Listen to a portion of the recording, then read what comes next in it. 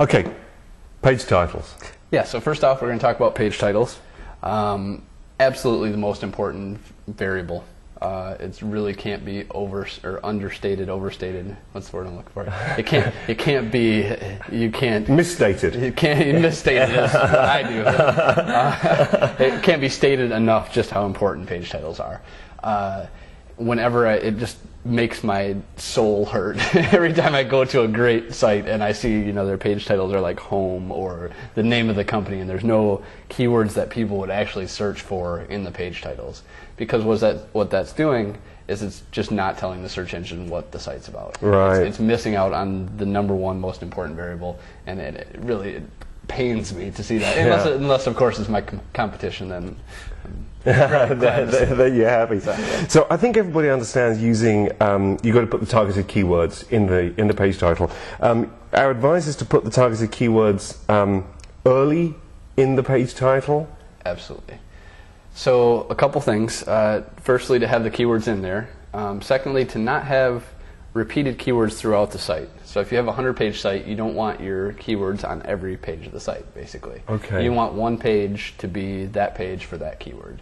What you're doing is essentially what we call keyword cannibalization. So if you have internet marketing on your homepage and then on every single subpage, any of those subpages could be considered, and there's a balance there. You sometimes want it on multiple pages and sometimes you don't.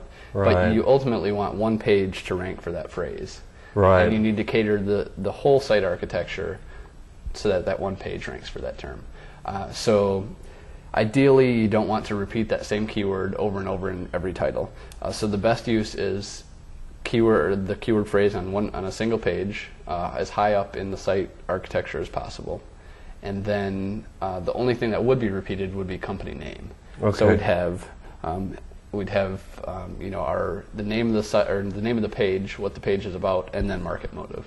Market motive's the only thing that should really appear at the end on every page. Right. So reading left to right, you want the keyword rich piece to be to the left of the page title. Right. You also suggested making sure that that targeted page is close to the uppermost point of the website, meaning closer to the domain name itself, the page where it sits in the hierarchy. Correct. Yeah. Okay, interesting. I've heard that there's this concept of reversing the breadcrumb order. Now, of course, I think people know what the breadcrumbs are, Yep. but that means basically that the breadcrumbs are going to indicate the more important pages are deeper in the site, and you're going to pull those out and put them to the left.